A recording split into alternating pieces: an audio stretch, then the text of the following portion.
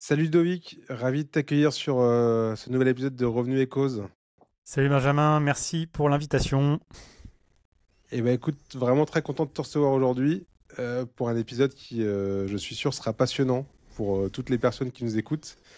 Déjà parce que Alan, licorne française qu'on ne présente plus, tout le monde la connaît, mais aussi parce que au-delà de la réussite qu'on connaît tous, du coup, c'est aussi, vous êtes aussi connu pour votre culture d'entreprise, parfois clivante, et votre capacité à faire des choix forts dans votre organisation.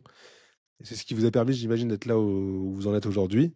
Mais moi, c'est ce qui m'a en tout cas beaucoup plu quand on a eu l'opportunité d'échanger ensemble, c'est de se dire comment cette singularité peut se refléter dans votre organisation au revenu au global. Et donc, je suis très content de t'accueillir pour que tu nous racontes tout ça. Et je pense que ce podcast sera l'occasion de parler avec toi de beaucoup de ces sujets sur lesquels vous avez ou tu as de réelles convictions. Spécialisation des rôles dans l'organisation revenu, expérience client, utilisation de l'intelligence artificielle, mais aussi un peu de rémunération variable forcément. Bref, j'en dis pas plus. Je te laisse te présenter en deux mots et nous parler d'Alan aussi en intro. Merci Benjamin pour l'intro. Oui, donc moi je suis Ludovic Beauplé, je suis Chief Revenue Officer chez Alan. Ça fait 5 ans, un peu plus maintenant que j'ai rejoint cette aventure. J'ai un peu plus de 40 ans. J'ai travaillé pas mal dans la tech et dans l'univers digital de manière générale. Et aujourd'hui, je travaille dans mon rôle principalement autour des ventes, de l'account management, de l'offre, du pricing et tout ce qui va être Sales Ops, stratégie Ops pour pouvoir délivrer nos ambitions de croissance. On parle de combien de personnes à peu près aujourd'hui au revenu chez Alan? On est sur environ 200 personnes, un peu plus. 200 personnes, donc c'est marketing, sales ops, Voilà, toutes les équipes qui gravitent autour de ça, quoi. voilà. Ok, bon, on aura l'occasion de creuser un peu ton organisation revenu dans le cadre de cet échange-là. Mais effectivement, pour commencer, il y avait une question qui m'intéressait pas mal en termes de philosophie, parce qu'on en avait parlé un petit peu à l'époque quand on préparait ce podcast.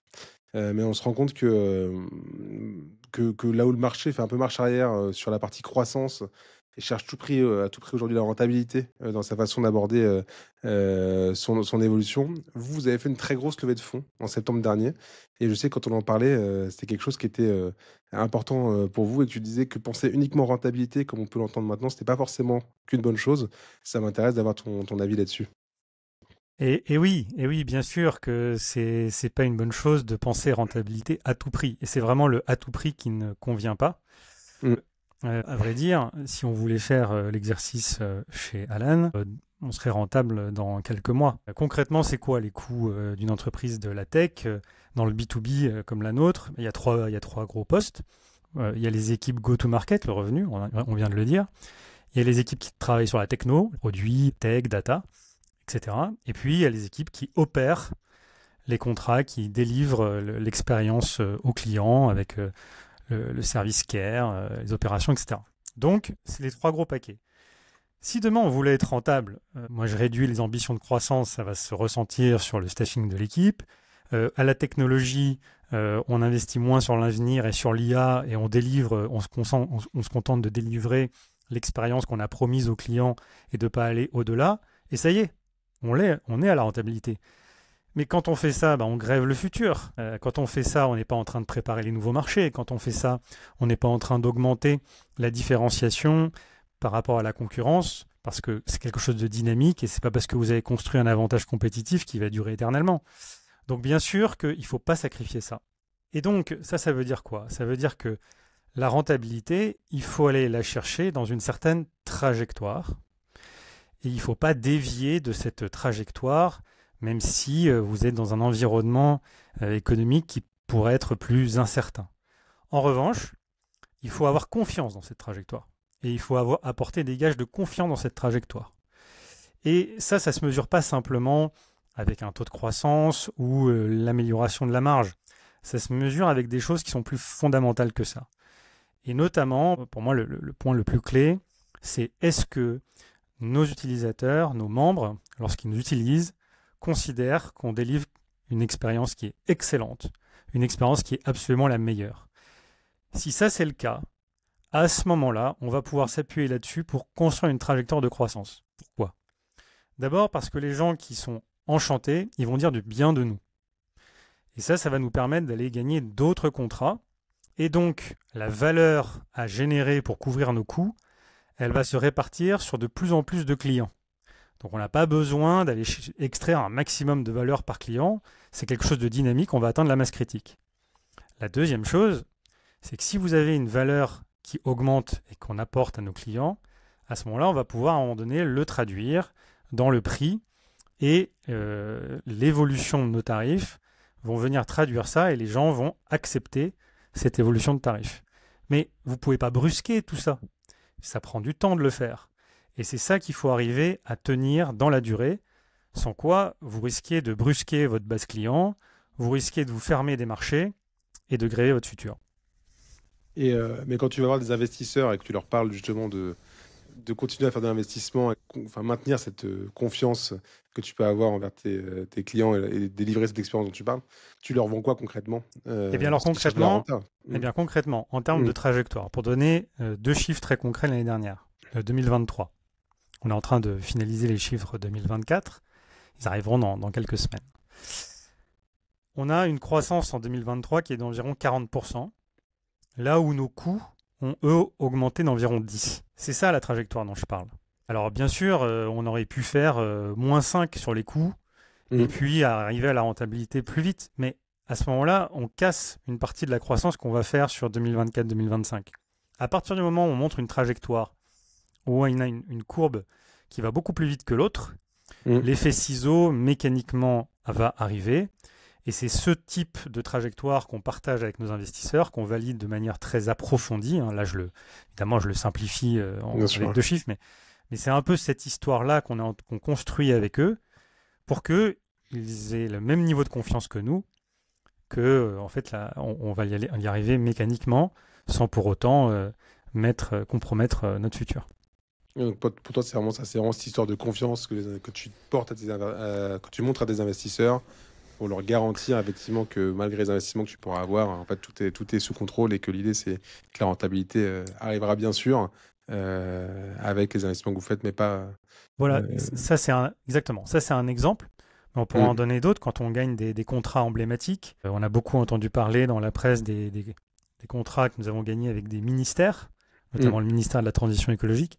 Ça aussi, ce sont des signes de confiance très forts dans la capacité d'Alan à devenir une solution universelle, une solution qui va convenir à tous. Et donc, forcément, en tant qu'investisseur, quand vous voyez ça, vous vous dites, oui, je préfère qu'on finance la transition de toutes ces personnes chez Alan, quitte à ce que ça implique d'engager un petit peu plus de personnes à l'onboarding, que de refuser le contrat, quoi. Donc, voilà. Il y a forcément à un moment donné un décalage parce que les personnes que vous recrutez pour faire l'onboarding, vous les faites au tout début. Donc là, vous prenez tout le salaire de ces gens, alors que le contrat, il a même pas encore démarré. Donc forcément, ça crée des décalages. Mais à partir du moment où vous avez une visibilité sur l'avenir, vous pouvez tout à fait emmener avec vous votre board et on parle d'un seul homme avec cette trajectoire. Donc tout l'enjeu, c'est ça, c'est bien sûr cette visibilité. Et donc ça passe par l'expérience, comme tu le disais. Et donc ça, c'est un sujet que je voulais bien creuser avec toi. Qu'est-ce que ça veut dire l'expérience client et qu'est-ce que ça veut dire l'expérience client quand on est au sein du revenu? Et c'est intéressant de voir que toi, c'est un des premiers sujets que tu mets en avant en tant que CRO et qui fait votre spécificité. Donc c'est intéressant de creuser ça. Alors, ouais, super. Effectivement, c'est quelque chose qui est au cœur de notre culture. D'abord, c'est member first. On va jamais transiger avec l'expérience qu'on donne à nos membres, même si ça pourrait servir des intérêts de rentabilité ou des intérêts de croissance, etc. On va pas aller gagner un contrat si on pense qu'on n'est pas capable de le délivrer. On va pas aller faire une réduction d'expérience parce qu'on pense qu'on va pouvoir augmenter notre marge en le faisant. Ça, c'est hors de question. On ne le fait jamais. Et donc, ce que j'utilise en général pour raconter ça, c'est la parabole du bateau de course. Parce que tu vois ces bateaux à voile de la Copa América, espèce de fusée sur l'eau, là. Et en fait, quand tu vois une photo de ce type de bateau, il y a 2 choses qu'on voit tout de suite à l'écran. La première, c'est évidemment la machine, le bateau. Ça, c'est ce que j'associe au produit, à la technologie. C'est notre différenciation. Les personnes sur le bateau, je les associe souvent aux équipes des revenus, du go-to-market.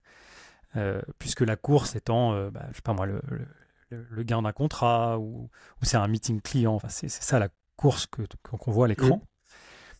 Mais en fait, il y a une troisième chose qui est à l'écran et qu'on ne voit pas et qui est en fait absolument déterminante et peut-être même la plus importante pour déterminer la performance du bateau. Ce sont les conditions. Les conditions dans lesquelles on rentre dans le meeting client, les conditions dans lesquelles on va essayer d'aller chercher ce contrat. Et ces conditions, c'est quoi ? C'est ce que le prospect a entendu de vous. C'est ce qu'en tant qu'utilisateur, il a pu regarder chez son ami ou chez son proche qui est déjà chez Alan et donc il a pu regarder un petit peu, se balader sur l'application. C'est ce qui est dit de nous dans la presse. Eh bien ça, c'est l'expérience utilisateur qui parle. Je dis souvent, l'exemple que je prends aussi souvent pour illustrer ça, c'est quand les échos ont publié sur les réseaux sociaux que nous avions gagné ce ministère de la transition écologique. En dessous, il y a les commentaires sur les réseaux sociaux correspondant à cet article. Et en fait, la grande majorité des commentaires, ce sont des gens qui utilisent Alan et qui disent « Ouais, normal, c'est logique ». Ben, c'est ça la puissance de l'expérience utilisateur, c'est que même pour aller chercher un contrat tel que celui du Premier ministre, qu'on a également remporté, qui est évidemment un contrat qu'on pourrait considérer comme assez emblématique, assez prestigieux, en fait, à la fin, ça s'appuie sur les mêmes leviers, c'est qu'est-ce qu'en pensent les gens dans leur quotidien. Et si vous avez ces commentaires-là en dessous du contrat, c'est pas une conséquence, c'est vraiment une des causes qui nous a fait gagner. Donc moi, je crois que oui, l'un de nos principaux moteurs de croissance, si ce n'est peut-être le principal, c'est que les gens sont contents d'utiliser Alan.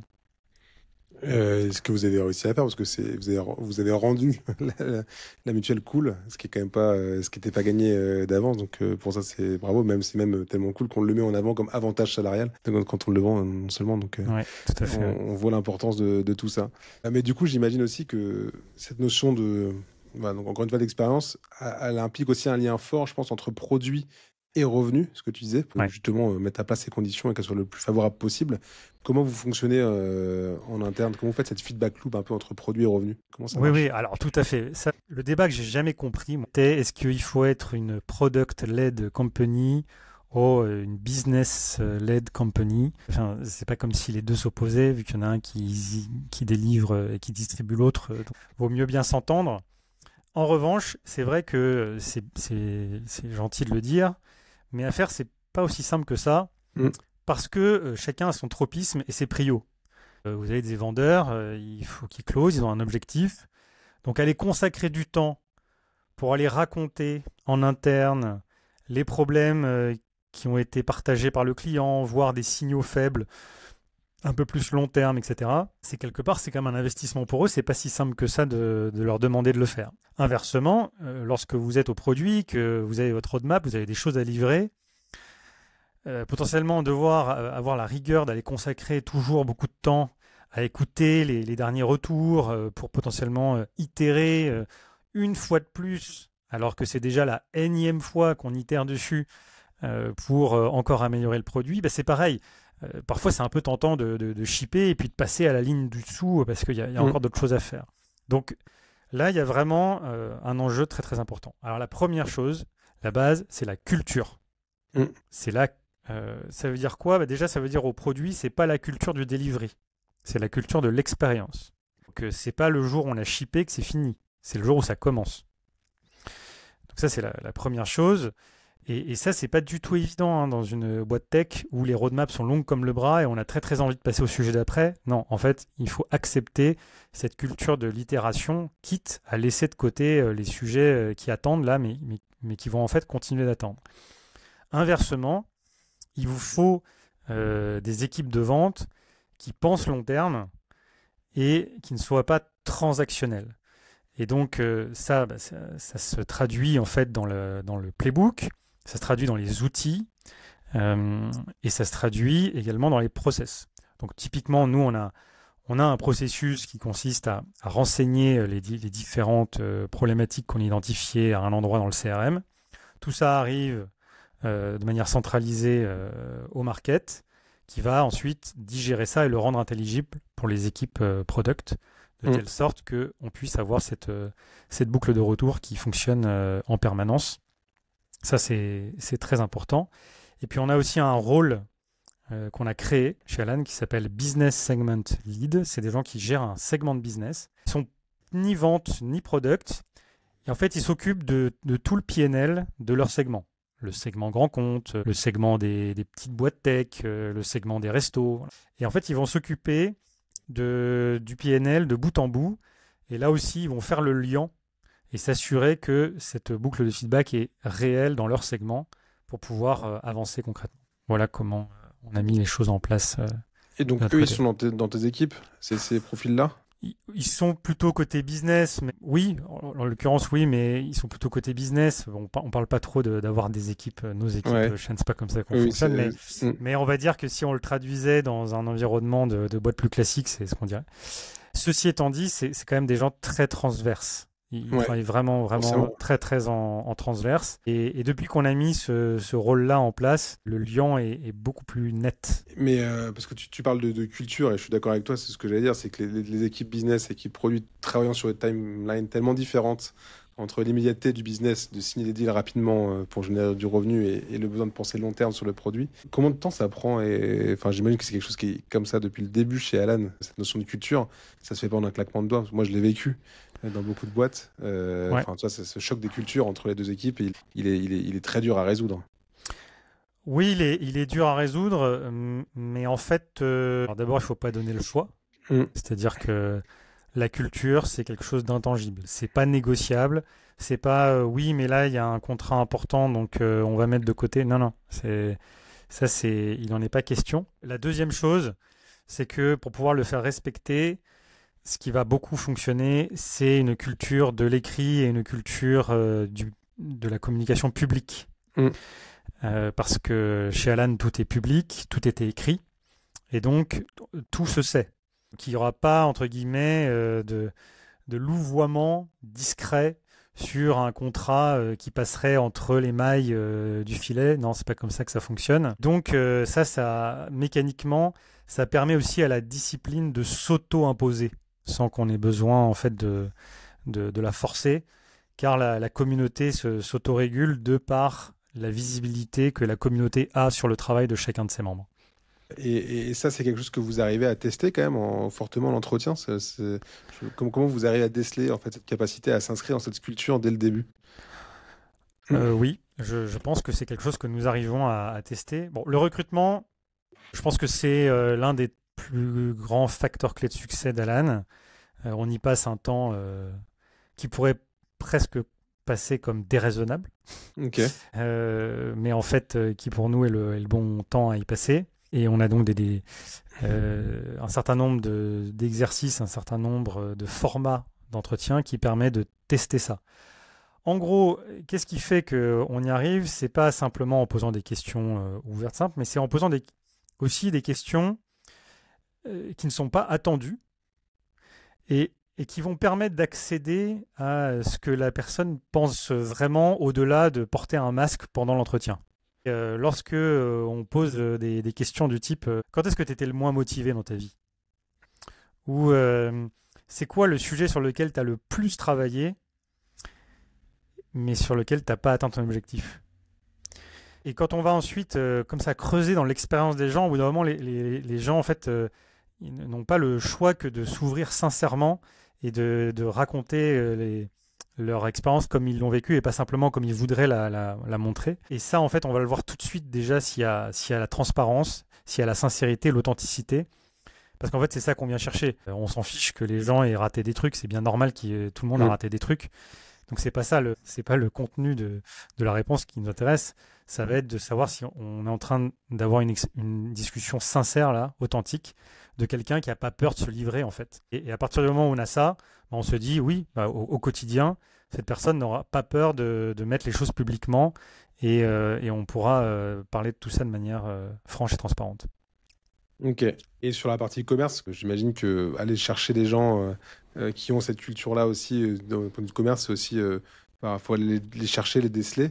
Je vais peut-être passer sur un des derniers thèmes que je voulais aborder à la fin de ce podcast, mais on peut en parler maintenant, c'est pas grave, parce que je trouve que ça fait le lien.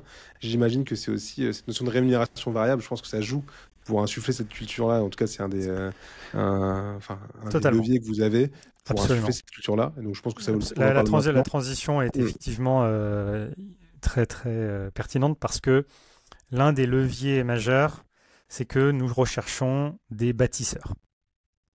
Ça, c'est vraiment le point commun, je pense, principal de tous les gens qui travaillent chez Alan. Ils veulent construire quelque chose qui est plus grand qu'eux. Ils veulent construire quelque chose qui est un projet collectif, ambitieux, long terme.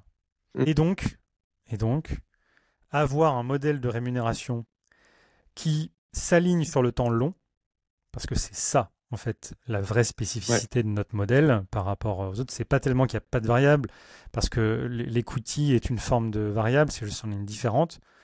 En revanche, c'est pas le même horizon de temps. C'est du temps long.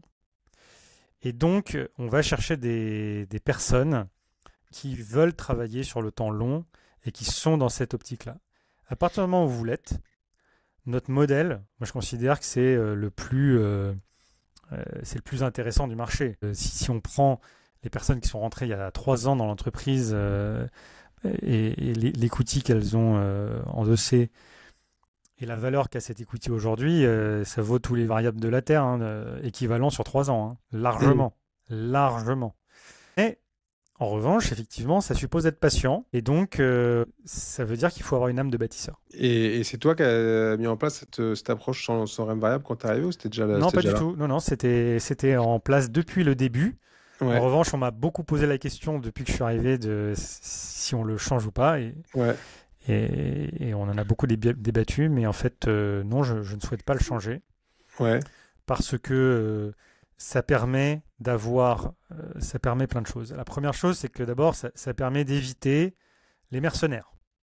Dans la vente, ça existe, il y en a beaucoup. Et alors, le problème de ça, c'est que c'est souvent des gens sur le court terme qui peuvent apporter des choses intéressantes, mais on n'est pas du tout certain de pouvoir compter sur eux parce qu'il suffit qu'il y ait une offre plus alléchante qui leur arrive sur le bureau et puis ils vont partir aussi sec. La deuxième chose, c'est qu'ils vont le jouer parfois de manière très individualiste.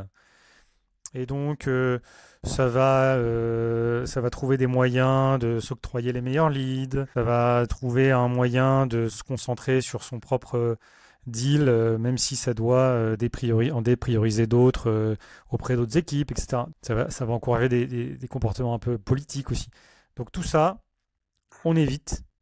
Et à la place, on a des gens qui s'entraident vraiment et qui travaillent vraiment ensemble sur le long terme. Et ça, je crois que c'est beaucoup plus créateur de valeur sur la fin. Et puis, accessoirement, on n'a pas de problème de recrutement. Dans les entretiens, c'est jamais quelque chose qu'on vous met en avant en disant c'est pas comme ça que je fonctionne. En tout cas, ça arrive, mais en tout cas, on arrive à staffer nos équipes avec beaucoup de talent et on n'a pas du tout ce problème-là. Donc, et même sur des rôles plutôt spécialisés, justement, comment vous faites pour driver un peu cette performance, on y reviendra sûrement après sur votre organisation. Outbound, générer du lead, closer les deals, s'assurer de la rétention. Comment tu fais pour t'assurer que ces équipes-là ont bien une mission claire en tête sur ta mission, c'est ça, t'es rémunéré là-dessus, etc. Qui est un levier facile, du coup, à pousser pour ces personnes-là. C'est pas parce qu'il n'y a pas de rémunération variable qu'il n'y a pas d'objectif. Bien sûr. Donc, il y a des objectifs. Et ils sont ambitieux. Donc, déjà, son métier, il faut bien le faire. Il faut aller chercher son objectif pour être à la hauteur des attentes qu'on a mis sur les épaules de chacun. Donc ça, c'est le premier point. Le deuxième point, c'est qu'on a une grille de rémunération. Cette grille de rémunération, elle dépend de 2 critères. Le niveau de seniorité qu'on a dans l'entreprise qui va se traduire par une lettre. Donc ça va être le niveau d'impact, l'ampleur de l'impact qu'on peut avoir. Et le deuxième critère, c'est l'ancienneté, c'est le nombre d'années d'expérience. Vous pouvez passer au niveau de seniorité supérieur 2 fois par an chez Alan. C'est pas 2 fois par an, vous avez l'occasion 2 fois par an de passer au niveau supérieur si votre performance est excellente. Mais ça change la rémunération fixe et ça permet l'octroi aussi de davantage d'equity. Donc on va réengager la personne sur le long terme puisque cette equity va être vestée sur une période de plusieurs années. Et donc, ça permet de réengager la personne sur le long terme sur la base de cette récompense. Donc, ce n'est pas simplement une récompense, c'est aussi un signe de confiance. Donc c'est comme ça que tu arrives à redriver, donc en disant les objectifs sont finalement très clairs. par rapport à la mission et ton niveau de seniorité. Et à partir du moment où tu atteins des objectifs, tu as quand même une Exactement. garantie entre guillemets claire de passer au niveau Voilà. supérieur 2 fois par an. Exactement. Mais c'est pas du sucre rapide one shot de variable. C'est un schéma où tu vas pouvoir obtenir un salaire plus élevé, tu vas pouvoir vester davantage de capital. Voilà. C'est ça Mais c'est un bon mélange entre court terme sur 6 mois, de ce que je comprends, et le moyen long terme avec les equity qui sont une façon de t'engager, quoi. Yes. Ok. Et donc, du coup, si je remonte un petit peu la chaîne, parce qu'on parlait d'orga, justement, j'ai commencé à introduire aussi le sujet de inbound, enfin voilà, génération de leads, outbound, sales, acquisition. Toi, aujourd'hui, comment vous êtes organisé chez Alan sur la notion de rôle spécialisé, acquisition versus rétention, et aussi, quand je suis sales, est-ce que je fais moi-même ma prospection, etc. Alors d'abord, effectivement, l'acquisition et la rétention sont fortement séparés. Chez Alan, les gens qui sont sales chez Alan font vraiment de l'acquisition 99% de leur temps. Et ensuite, on a des équipes de Key Account Managers qui, elles, vont renouveler des contrats 100% de leur temps. Donc ça, c'est quelque chose qu'on va garder dans l'immense majorité. Alors, il y a quelques exceptions ici ou là, mais on va dire que c'est vraiment l'immense majorité parce que on croit beaucoup au bénéfice de la focalisation. Moi, j'ai vu beaucoup d'organisations où les vendeurs faisaient les deux et perdaient, je trouve, leur culture de chasseur. C'est intéressant que tu dises ça, parce que je me permets de rebondir, parce que j'en ai beaucoup parlé. Il y a un autre épisode de Revenu et Cause, je ne sais pas s'il sera sorti quand on aura sorti celui-là, mais avec Vincent, le sales de partout, où justement ils ont fait un peu le chemin inverse, et on le voit beaucoup, toujours dans cette notion de rentabilité, c'est-à-dire cette notion de full stack, acquisition plus rétention. Est-ce que c'est une bonne idée? Et moi, je suis plutôt de ton avis aujourd'hui de dire que la spécialisation, le focus aide à être performant, mais c'est bien ce que tu dis, toi. Chez vous, c'est clair et net que c'est séparé. Oui, c'est clair et net que c'est séparé.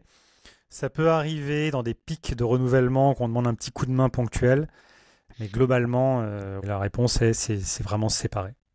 Toi, tu disais que tu avais du coup connu le schéma transverse avant. Qu'est-ce qui te fait dire du coup que le avant-après le séparé, pas séparé est plus efficace Parce que les sales, les account exécutifs qui sont sur les deux, je trouve trop de temps sur leur parc client et se trouve trop de raisons de passer du temps sur leur parc client pour ne pas aller suffisamment en chasse. La deuxième chose, c'est que le premier métier comme le second, c'est comme n'importe quel corps de métier qui se spécialise, c'est la pratique qui fait l'excellence. Et donc, si on fait de la chasse un jour par semaine, eh bien, on le fait moins bien que quand on le fait 5 jours par semaine, ne serait-ce que, pas simplement parce qu'on n'a pas la charge mentale de penser à autre chose, mais aussi simplement parce qu'on le fait plus tous les jours, et donc on est juste meilleur. Est-ce qu'il y a une notion de seniorité aussi chez vous sur ce que souvent on voit aussi un peu ces organisations-là où tu fais de la chasse un peu haute bande quand tu es junior et tu commences par là parce qu'il faut apprendre le métier, après tu deviens AE, potentiellement après tu deviens CAM. Est-ce que vous avez aussi ce niveau de seniorité-là dans les rôles chez vous? Alors, pas exactement. On a des personnes tout aussi seniors à l'acquisition qu'en CAM, mais en revanche, effectivement, ce sont des gens seniors. En CAM, on a pas beaucoup de gens juniors en CAM, voire quasiment aucun en fait. Alors qu'en sales, on en a. Okay. Mais on peut tout à fait évoluer en seniorité en sales chez Alan. Il n'y a pas CAM qui est plus senior que oui, c'est sales. pas le Graal attendu, c'est pas la suite logique de la carrière. C'est deux parcours complètement différents qui demandent des qualités différentes. Et on peut tout à fait évoluer dans les deux chez Alan. Ouais. Ok. Et sur la partie du coup pure acquisition, là pour le coup, t'es pas contre spécialiser pour vraiment faire de la chasse pure et dure pour générer des leads pour des AE qui ont eux plus le temps de closer. Oui, alors là c'est quand même plus nuancé, c'est-à-dire que on a des équipes BDR donc qui prennent des rendez-vous qualifiés et qui vraiment ont un travail important de qualification pour ensuite apporter des rendez-vous à des accounts exécutives. En revanche, ça ne représente pas du tout 100% des rendez-vous à booker pour les account exécutifs. Donc les account exécutifs doivent aussi réserver un certain nombre de rendez-vous de leur côté s'ils veulent faire leurs objectifs. L'apport des BDR ne suffira pas. En revanche, c'est vraiment très utile d'avoir cet apport parce que ça permet de gagner en productivité pour les account exécutives. Et c'est d'autant plus vrai que la saisonnalité est très forte dans notre secteur d'activité. Et donc, du début septembre à fin décembre, vous avez beaucoup de meetings à booker et beaucoup d'offres à conclure. Et tout arrive un peu en même temps. Donc là, le fait d'avoir une parallélisation du travail est vraiment très utile. Et ce qui est quand même beaucoup aussi lié à votre secteur, où vous avez des dates de renouvellement qui sont très régulées, où les pics sont souvent en même temps chez vous, quoi. Oui. Faut pas rentrer dans les détails, mais globalement, la grande majorité de l'activité est en deuxième partie d'année, oui. Et c'est quoi votre ratio à peu près je ne sais pas si vous appelez ça des SDR ou des BDR. C'est des BDR que vous appelez ça, ceux qui font de la prospection. Ouais. BDR Account exécutive, on est entre un BDR pour 2 account exécutives et un BDR et 3,5 account exécutives, selon les équipes. Ok. Donc, il y a plus de account exécutives, nettement, que de BDR. Et ça, c'est pas toujours le cas. Il y a beaucoup d'organisations où c'est un peu le contraire. Mais non, nous, justement, on veut que les account exécutifs gardent une part de travail de haut de funnel élevé. Et donc, on arrive à ce ratio. Et du coup, j'en profite, mais comment tu fais une segmentation claire pour justement qu'ils ne se marchent pas dessus, les AE et les BDR, les leads à les prospecter? L'allocation des leads est complètement... c'est une muraille de Chine. Hein. Ce n'est pas du tout les mêmes leads qui sont travaillés d'un côté ou de l'autre. Okay. Et c'est alloué, par les équipes Sales Ops. Donc là-dessus, c'est très clair. Il n'y a pas de sujet. Ça marche bien. Il n'y a pas de sujet. Et c'est basé sur quoi cette segmentation-là? C'est des critères particuliers? Non, l'idée c'est que ce soit plus ou moins les mêmes leads. Okay. Parce que justement, on veut pouvoir comparer la performance d'activité de haut de funnel, BDR et AE, donc il ne faut pas trop biaiser les choses. Ok. Alors, il y a des exceptions sur les grands comptes, parce qu'effectivement, il y a quelques très grands comptes qu'on va confier plus à des AE, mais enfin, en dehors de ça, on essaie de rester sur quelque chose d'assez homogène. Et qui fonctionne plutôt bien aujourd'hui. Alors, ça fonctionne pas mal, mais il faut qu'on fasse mieux sur les BDR. Et donc, on lance cette année...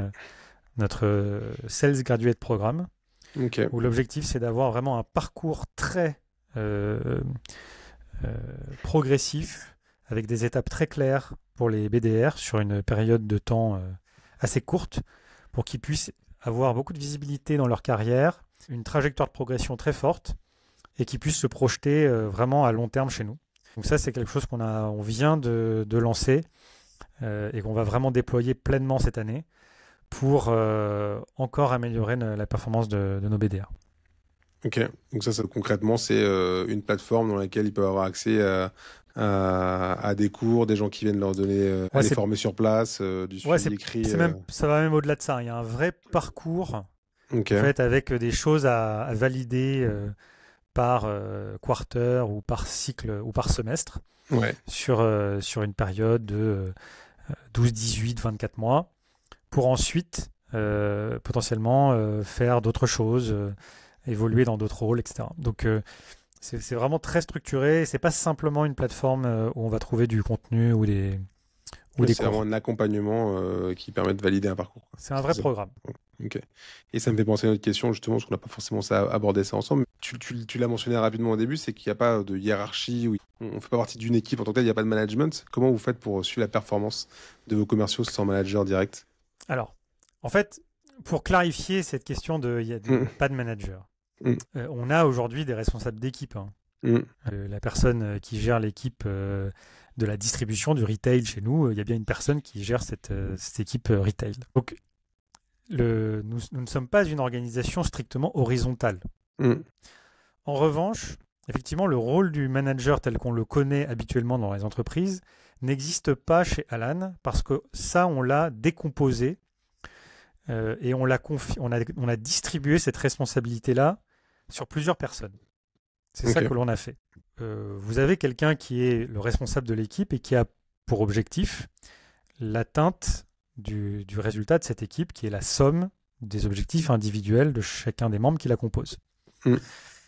Chaque personne chez Alan a aussi un coach qui peut être tout à fait une personne différente de ce responsable d'équipe et avec qui on va travailler votre développement professionnel sur le long terme, qui va être aussi un œil assez objectif et volontairement distancié de ce qui peut se passer au quotidien pour pouvoir travailler avec vous là-dessus.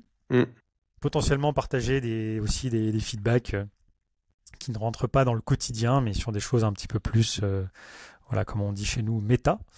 Et donc ça va être quelque chose qui va être tenu par une autre personne. Et puis, vous avez aussi l'évaluation des performances. Et l'évaluation des performances, là aussi, est distribuée puisque vous aurez plusieurs personnes qui vont évaluer votre cycle et pas simplement une seule qui serait votre manager. Ok. Et le résultat de votre review, c'est la moyenne de ces différentes reviews. Donc, tu vois qu'on est dans un schéma, un système où c'est pas qu'on n'a pas de rôle de responsable d'équipe ou leadership, mais c'est plutôt qu'on a pris certaines parties de ce rôle-là qui, en général, sont centralisées sur une personne et on l'a distribué. Ok.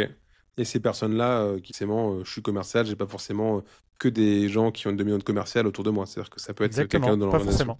Donc, qui amène un œil riche aussi et un peu varié à la performance de chacun. Écoute, très intéressant. Le dernier topic dont on n'a pas forcément parlé, il nous reste 15-20 minutes pour échanger ce sujet-là, c'est notamment la notion de SalesOps, RevOps. Et moi, ce qui m'intéresse beaucoup aussi aujourd'hui, c'est l'utilisation que vous faites de l'IA, parce que on a introduit la notion d'expérience, on a parlé de ça un peu au début. Je pense que ça vient coupler aussi la performance d'équipe, la productivité, et ça vous aide beaucoup sur ces sujets-là.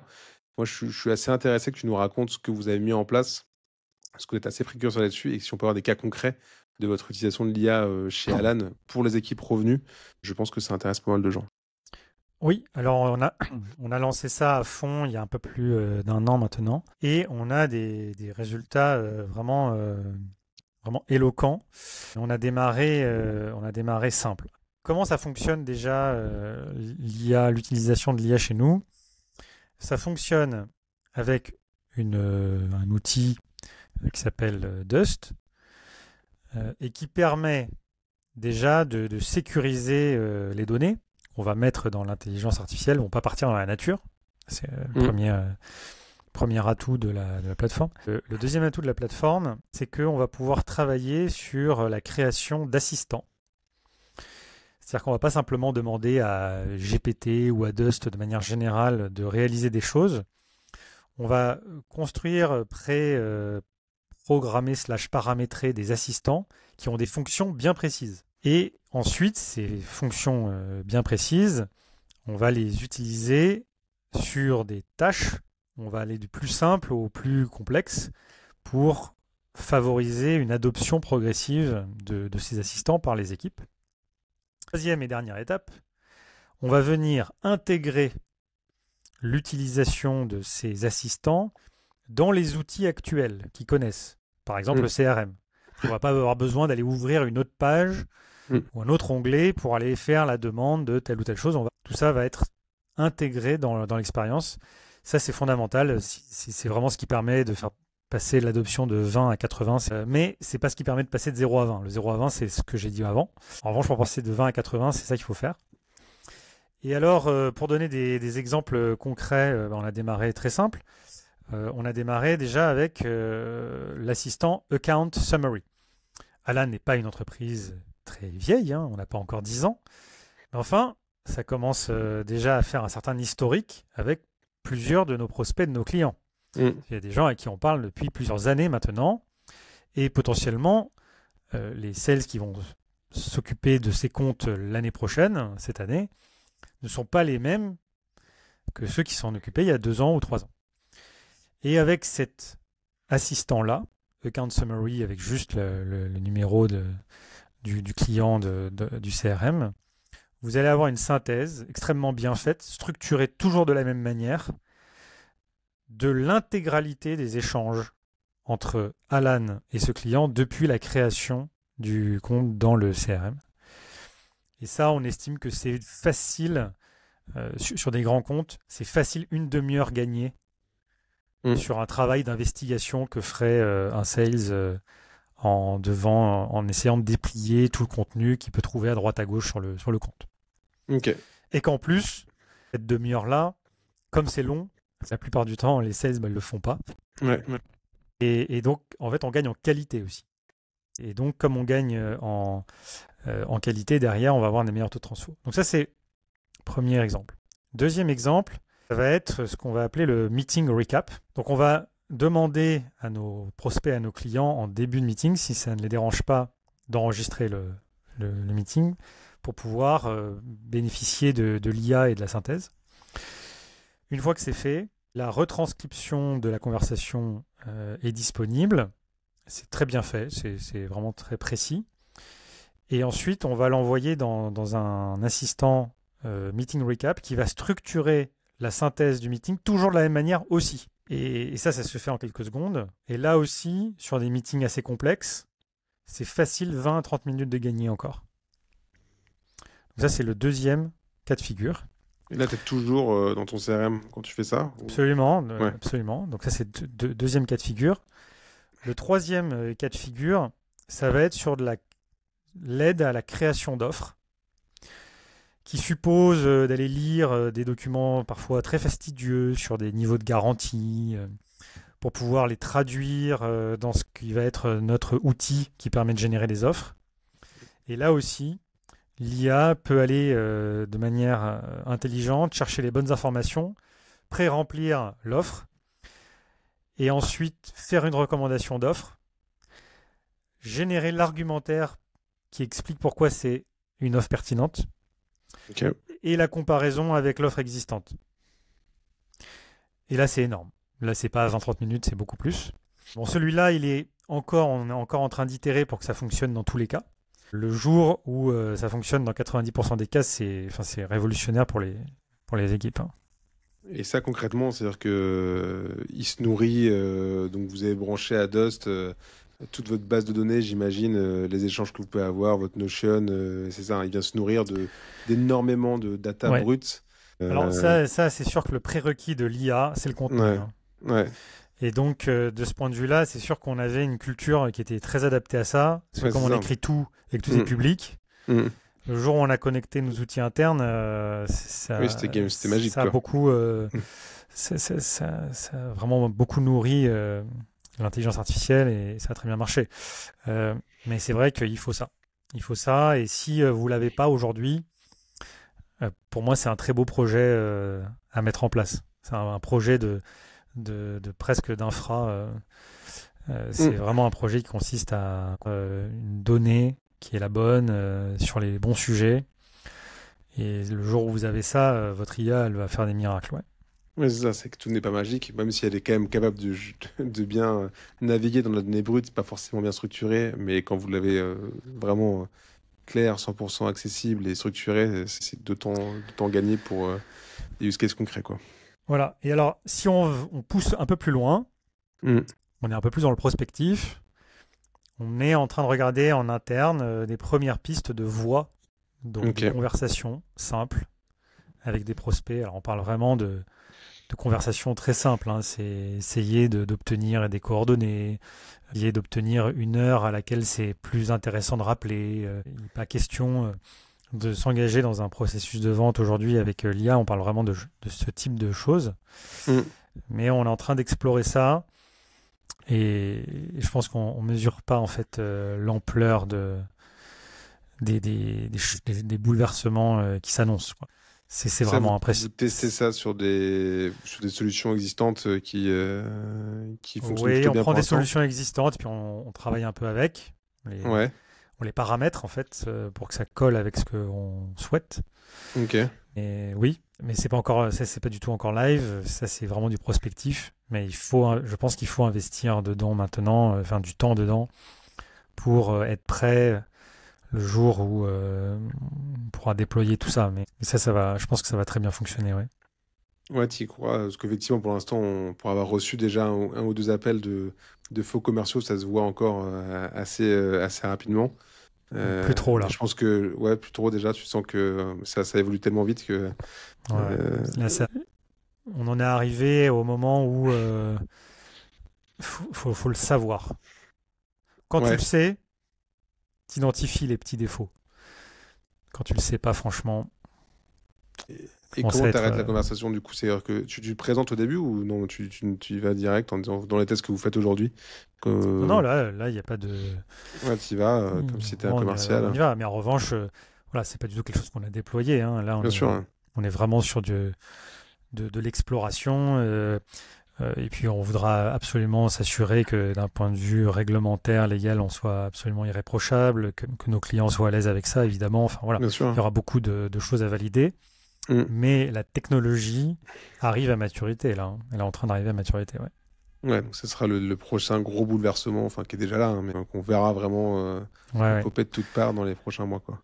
Surtout, et puis surtout quand je vois ce dont c'est déjà capable aujourd'hui, Mm. ce que je comprends, c'est que je ne peux par définition pas imaginer ce dont ça peut être capable dans 3 ans.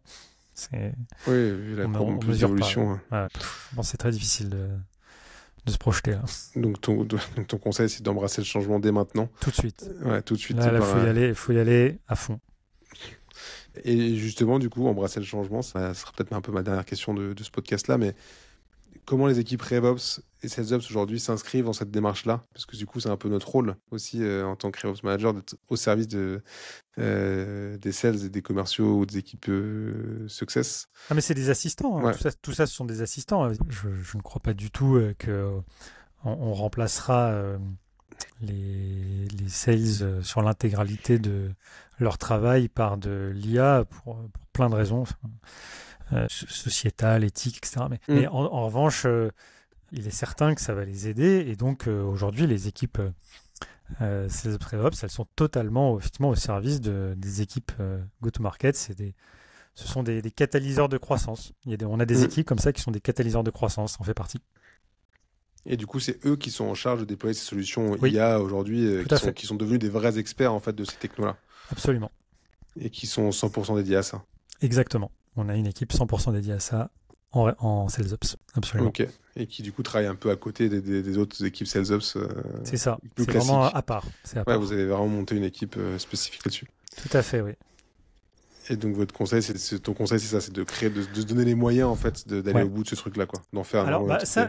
c'est un principe général. Je vais pas dire le meilleur livre qui soit sur les meilleurs processus et les meilleures cultures d'entreprise. C'est peut-être excessif de dire ça, mais Working Backwards, qui déroule toute la culture Amazon et tous les processus Amazon, met en exergue le fait qu'il faut travailler avec des petites équipes qui ont un objectif, chaque équipe a un objectif, et qui sont au minimum dépendantes d'autres équipes pour pouvoir avancer en toute autonomie. Et ça, c'est quelque chose qui a été complètement appliqué chez Alan. On travaille avec une succession de petites équipes les unes à côté des autres qui ont un maximum d'autonomie. Ok. Bien sûr, derrière, ça communique, mais on n'a pas besoin d'attendre l'équipe ABC pour pouvoir faire ce qu'il y a dans l'équipe D. L'équipe, elle peut avancer toute seule parce qu'il y a les compétences nécessaires dans chacune des équipes pour que ça puisse avancer tout seul. Et en revanche, donc ça c'est la première clé. Et la deuxième clé, c'est pas 36 objectifs. C'est 1, 2. Et là, on avance. Là, on avance. Ils vont. Et une petite équipe, c'est maximum 8 personnes, quoi. Oui, voilà. 8, c'est bien. Ouais. Non, mais ça fonctionne très bien. On l'a vu beaucoup poindre. C'est ce qu'on appelle les double pizza team qu'on a beaucoup vu passer dans les équipes produits à une époque. Je retrouve bien là les frameworks product. Tout à fait. Écoute, non, merci beaucoup, Ludovic. Moi, je finis toujours par 3 petites questions. Tu as peut-être déjà répondu à la troisième là avec la partie contenu. Mais je demande toujours à mes invités un concept, un framework ou une réalisation qui a un peu changé sa manière de manager ou que tu implémenterais toi ou que tu as implémenté à chaque fois que tu as changé de boîte. Si tu as quelque chose à pousser. Alors, donc typiquement, les petites équipes indépendantes, ça c'est vraiment fondamental. Si y a une organisation aujourd'hui où pour délivrer un projet, il y a une fonction dans 6 équipes différentes qui doivent se parler pour pouvoir délivrer votre projet, pour moi ça marche pas. Donc ça c'est le premier point. Deuxième point, peut-être un framework, alors plus pour j'aime beaucoup le concept Ikigai. concept japonais, qui a quatre grandes dimensions, 4 grandes valeurs, ce pourquoi vous êtes payé, ce que vous aimez faire, ce dans quoi vous êtes bon, et puis le but de ce que vous faites, l'objectif, le purpose que ça délivre. Et l'idée, c'est d'arriver à tendre dans votre coaching, à travailler vers l'atteinte de cet équilibre-là. Vous allez être à l'équilibre de ces 4 points-là, et c'est là où vous vous éclaterez dans votre travail. Donc ça, c'est quelque chose que je recommande fortement d'utiliser. Ok. Ensuite, la deuxième question, c'était l'erreur, c'est ça, ou la fausse bonne idée. La deuxième question que je pose, c'est ça, ouais, c'est l'erreur ou la fausse bonne idée. Ouais. Ok. Bon, je vais vous en donner 2. Mm. Alors la première, c'est externaliser. Ça, c'est vraiment la fausse bonne idée. Ok. Bon, j'ai essayé de le faire la première année chez Alan. J'avais essayé de le faire avant. Bon, c'est sûr, ça coûte moins cher, mais l'écart de performance est vraiment impossible. Et en plus, vous faites du mal à votre marque parce que vous ne contrôlez pas ce qui se passe. Donc non, faites in-house.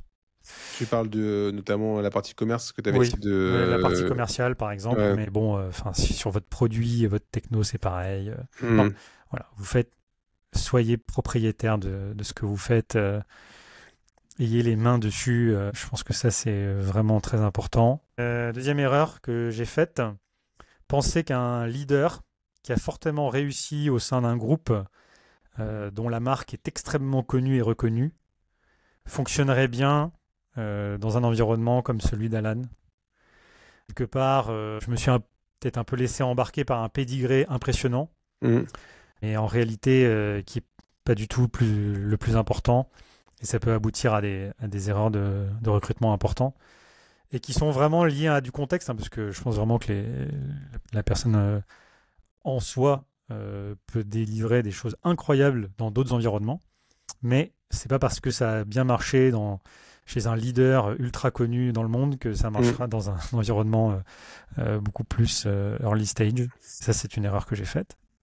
Sur le livre... Alors, après, un contenu... j'ai parlé de Working Backwards. Ouais. On pourrait parler aussi d'un autre livre de Tony Fadell, qui a bossé chez Apple, qui a notamment piloté tous les produits audio chez Apple à l'époque de l'iPod, etc. Et qui a publié un livre qui s'appelle An Unorthodox Guide to Making Things Worth Making.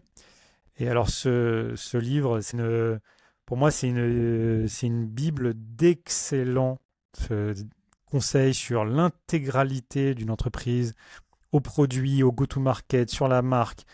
Le nombre de principes que j'ai pu voir se vérifier être parfaitement justes, c'est impressionnant.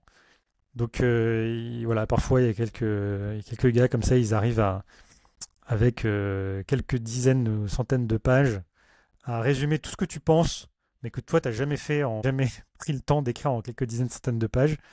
Et cette personne l'a fait. Donc moi, je pense qu'il faut lire ce livre. C'est très bien.